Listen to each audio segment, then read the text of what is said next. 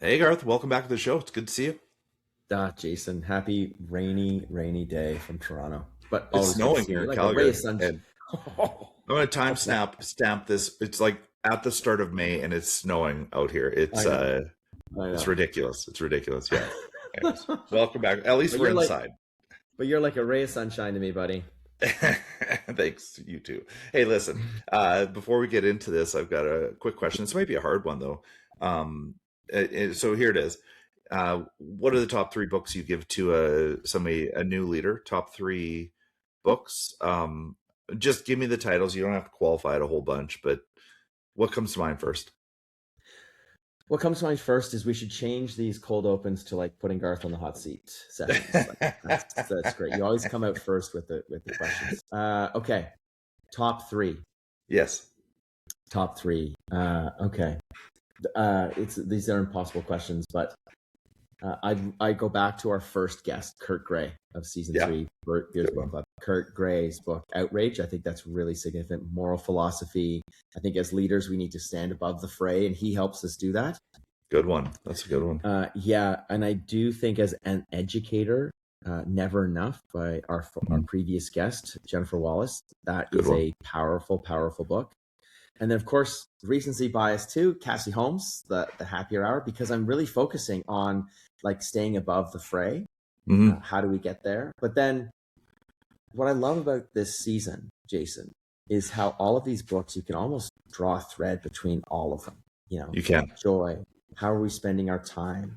I think about George Couros and his books around innovators Yeah. mindset and forward together. These are incredible opportunities for us to see the resonance and between them and say, wow, leadership writ large is really changing. Like we know more about it. And so as we go through this book club, I'm starting to see those pieces. But I think moral philosophy, I think the actual sort of zeitgeist of toxic achievement culture, we are seeing we are seeing the dangers of that now, and really focusing on well-being or happiness in terms of Cassie Holmes, well-being as an antidote to toxic achievement, and still achieving excellence, still winning, still like loving achievement. Yeah. But we can do it in a way that's more sustainable. Yeah. Yeah. I think that's exactly it. No, well done, Garth. I think. And okay, Jason, wait, right back at you here, buddy. Top three books. Someone new to leadership. Who are you giving them to? I choose your three. That's the easy answer. The harder answer, I think, I would say, there's a book I always give to new leaders. It's called "What Got You Here Won't Get You There." That's always, it's a good reminder that Nice. in leadership positions they change. I would choose something along the lines of "Leaders Eat Last" or something by Cynic, because I think he does a really, really good job of writ large looking at leadership and giving you a framework around that. And then I love Dan Coyle's work in the Culture Code, so that's I think it's really important. I'd give those like maybe 4, 5, 6, but you hit the 1, 2, 3 pretty cleanly. I think those are right on the podium for me as well. I'm also reading this one right now. It's called Between Fixed and Fickle. Odin Dahl, Why Our Moral Views Keep Changing. And it's just this idea of like what gets you here won't get you there, and like understanding why people fundamentally change in certain situations. It talks a lot about this concept of cheating in schools, why some students think it's okay under certain conditions, and again, like just getting us above the fray to say, what does it mean to like work in the most complex, I believe in one of the most complex systems in the world, which is our education system.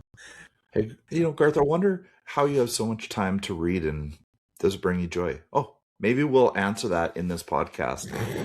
Should we let the listeners into this? Yeah. Okay. All right. Good to see you, my friend. Enjoy, listeners. Thanks. Enjoy the show. Lassoing leadership, sharp and true. Beard's Book Club got wisdom for you. Turn the pages, let the stories flow. Unpacking lessons as we grow. All right, welcome back to Lassoing Leadership. I'm Jason Rogers, and I'm one of the hosts of this show where we explore leadership through a kinder, more compassionate way of leading, really the Lasso way. And I get to do the show on a weekly basis with a co-host, and I couldn't be happier to be here with none other than Garth Nichols, my co-host through these 3 seasons of Lassoing Leadership. Garth, welcome back to the show. I'm excited about this episode. We're into a new triad. We are into a new triad, Jason. Yeah. Hi, folks. Good to have you with us. Jason, always a pleasure. This is one of the happiest hours of my week. Huh? Yeah. We're welcoming Cassie Holmes, the author of The Happier Hour. And she's an incredible researcher, leader, educational leader as well. And it was you, Jason, who sort of tipped us off to her. So why don't you tell us about how you found out about her and why you wanted to have her on the show? Yeah, I mean, Garth, I just feel so lucky to do this podcast. It does bring me a lot of joy, and the time spent really does, create these opportunities. And it was one of those pinch me moments where I was sitting in the audience at the NAIS annual conference, Right? and the lead keynote, the first keynote of the whole session, is a speaker who's coming out and talking about time and happiness, and I'm in just on the topic alone. Like I can't wait. This is going to be unreal. And she comes out, and she's a UCLA professor in their master's degree of business, and she talks about time and happiness. Her name's Cassie Holmes. She's got a book, and I think to myself, what maybe we'll just ask Cassie and see if she'd come on the show. And what are the odds?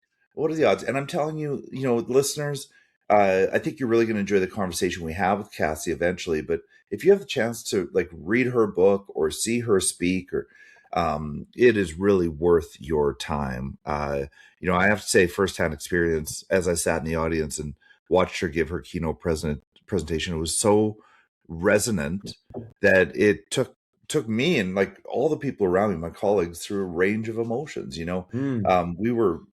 We were excited, and then sometimes we were reminiscent, and other times we were worried about ourselves and our time, and often we were contemplating our own happiness and joy, and wondering and figuring out how we might find more of that in our lives. And so Cassie was an absolute superstar that day, and I can hardly wait to introduce her to our listeners, Garth. And so there you go, Cassie Holmes, coming in hot.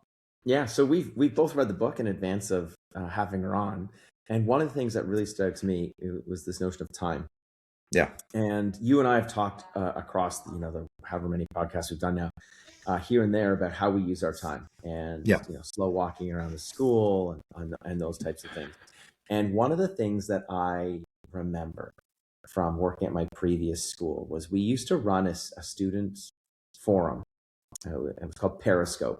And this idea of students, that are underwater, and every now and then, there are some students that can look up and outside of school and bring that interest back into the school.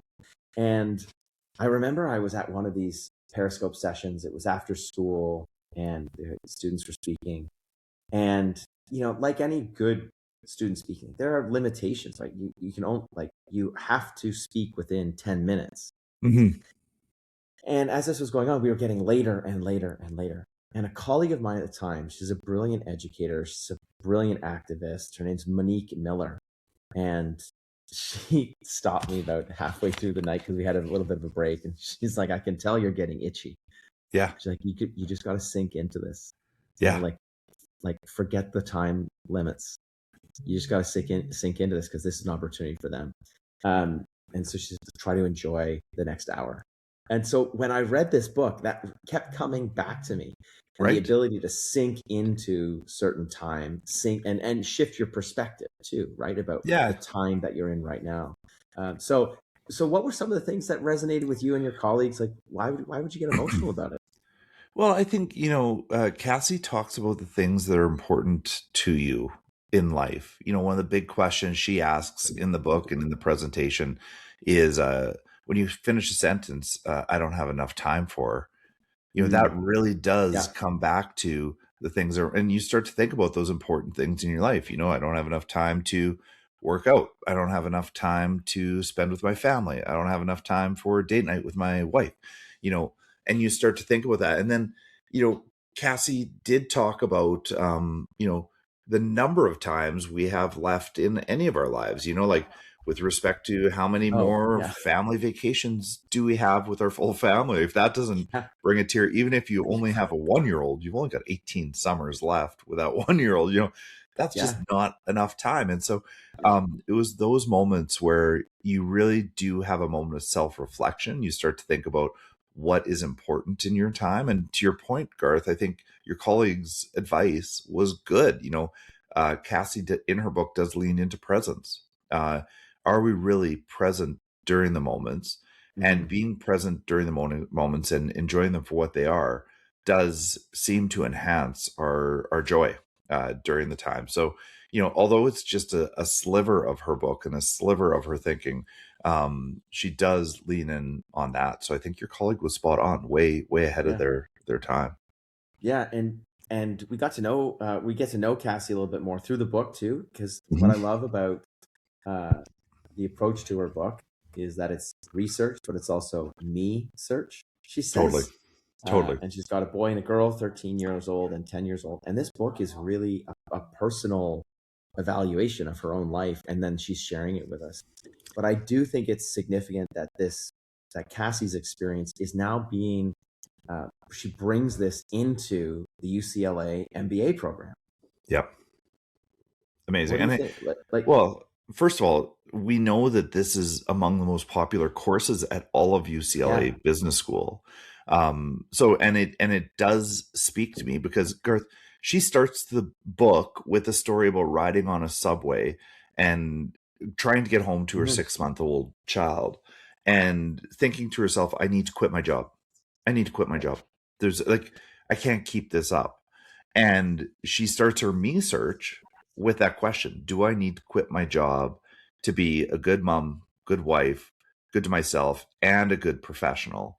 And her me search leads her to some very, very interesting conclusions, which, if you're to believe the research in the book and believe her practice, have really changed the game. And I think we can all have that because I think, Garth, like, I don't know about you, but these jobs, whether it's teaching, leading at any level, are hard. Sometimes we think to ourselves like, oh my goodness, I can't keep this up, or I should quit this job, or I should do something else. So I think it's just so I don't know, it's just so relatable. That's what I'm trying to say is Cassie's Yeah. book is so relatable and true, particularly in leadership positions. And so And I think that's what I when love about it. you've been head at school at Rundle for over 10 years, right? Was it 13, 12, 13 years? Yeah, next year will be my 13th year. Yeah. Where did you get training specifically going into leadership about how you use your time and what you dedicate that time to? Yeah, like great question, Garth. Nowhere, right? That's Yeah. where I got my training was I think about my third year and thinking, how does anybody do this work? And at that point, I picked up 2 books just by luck, I think. And one of them was Dan Pink's When. I think I've Mhm. mentioned a few times on the podcast. And the other one I picked up was Laura Vanderkam's 168 Hours You Have More Time Than You Think. Yeah. And both of those books, like so When by Dan Pink, takes you through a lot of the almost biology of time and chronotyping and Yeah. awareness of what keeps us busy. And then Vanderkamp gives you a textbook for how do you manage your time, which was super helpful. And that did truly change the game for me. But what I love about Cassie is she takes both of those things. She takes the science and the tactics and then rolls in joy. So Mm. she's really Mhm. a triple threat here. Not only is she talking about time and then giving you tools throughout the book to deal with time. She's saying, and time can lead to joy. So that's why I'm just, and to your point, Garth, nobody teaches you about time as you come into leadership. At least not for me. What about you? Like how are you managing? I think, there's obviously a lot of code switching in this job. You've got a Mhm. lot of demands, a lot of rigor, a lot of meetings. What's your training look like? I'm interested. Well, I mean, what I'm interested in why I asked that question was because you usually, uh, I for one, and I think you validate this too. Like you have to figure it out on your own, but then you have mentors, like you've got people and colleagues who are helping you and directing you either directly and consciously or unconsciously as they role model what they do.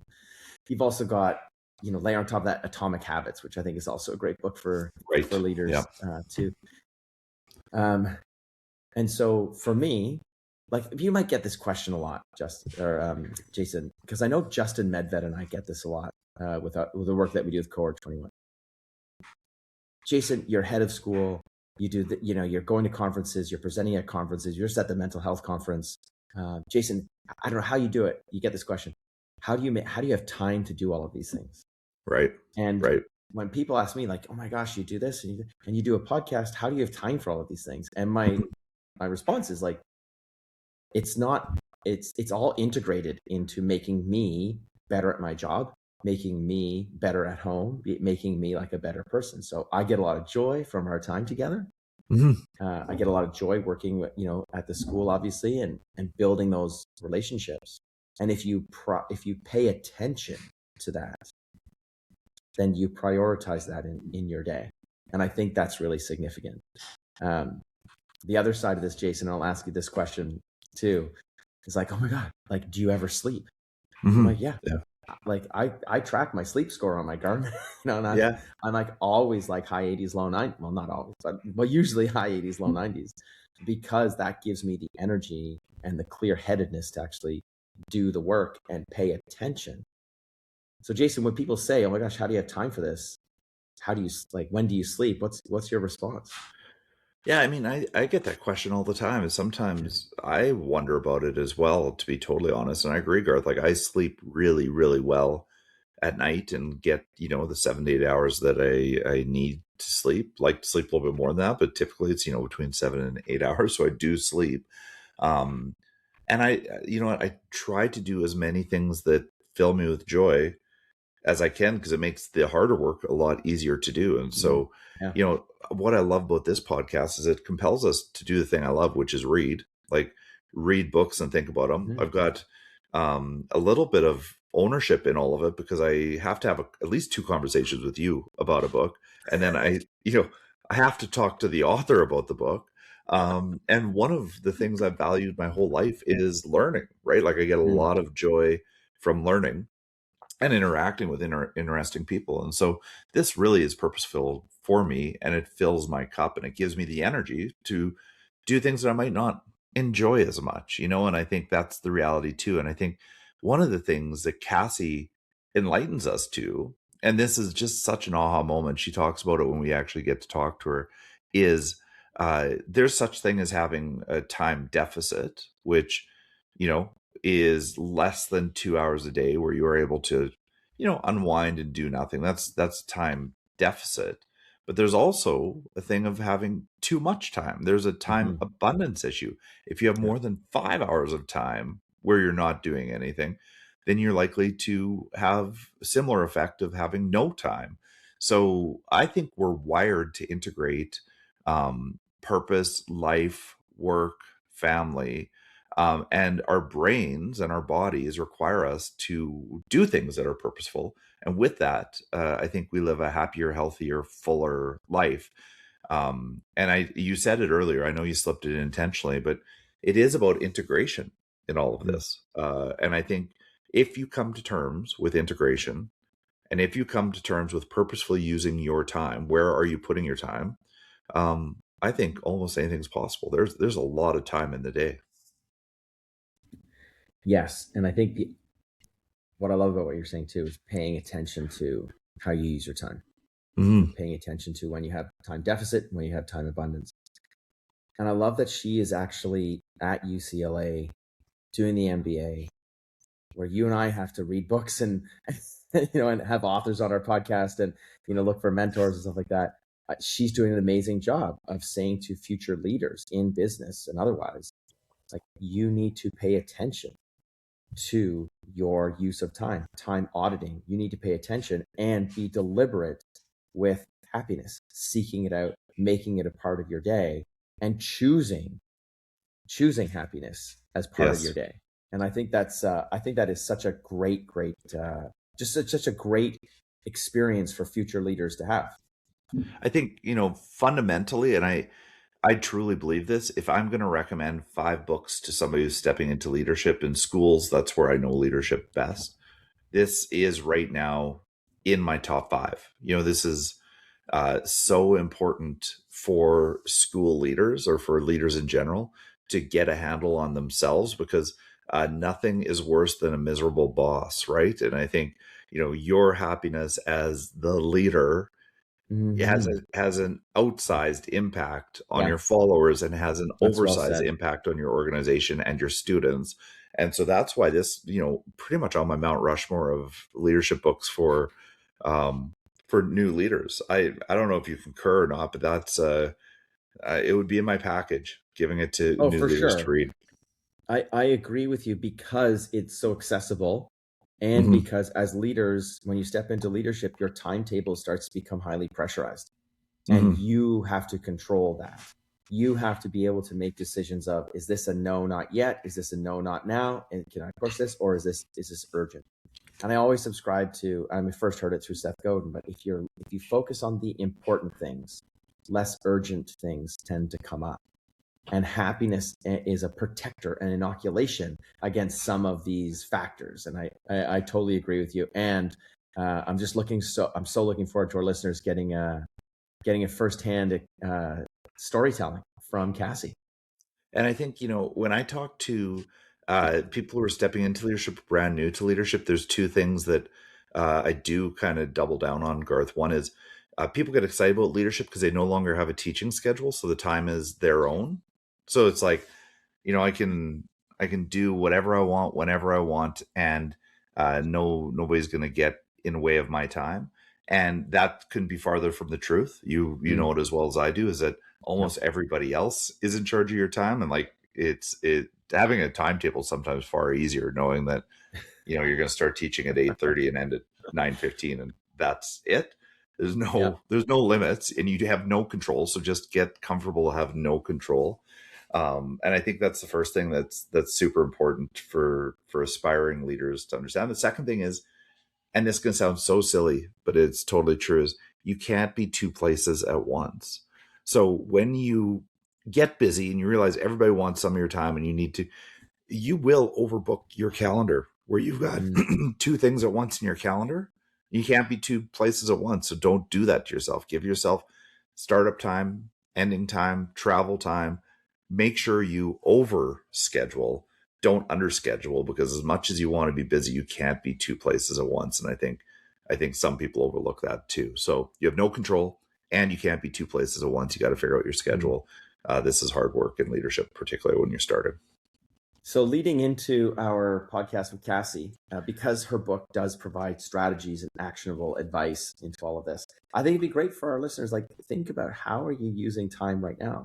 And when you think about how you're using time, what is your disposition? Like, how do you look at how you question your time? Do you know what I mean?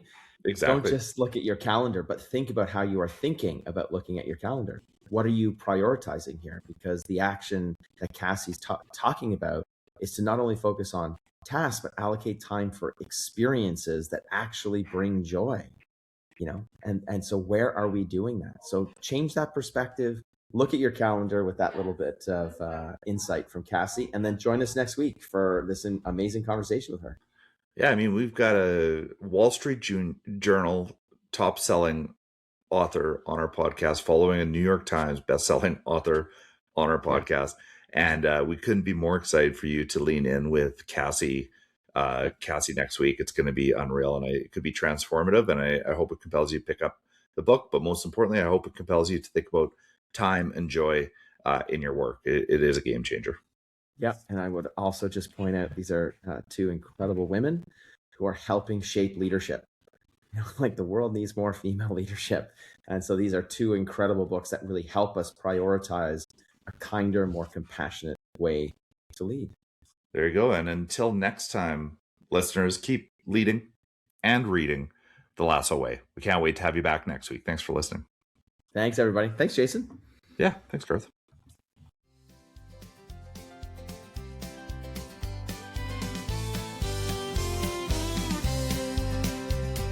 Grab your coffee, grab your seat.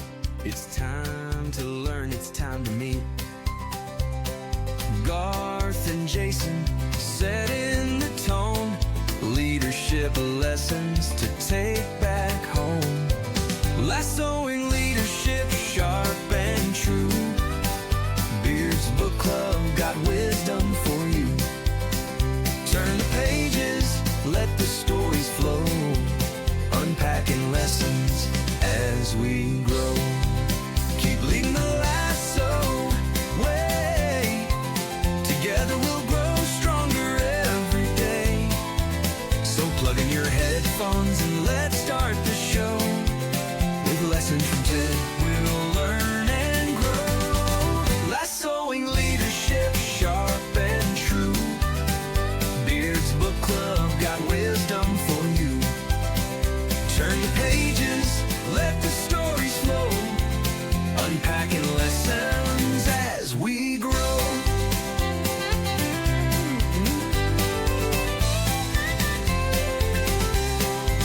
Keep leading the lasso way. Together we'll grow stronger every day. So plug in your headphones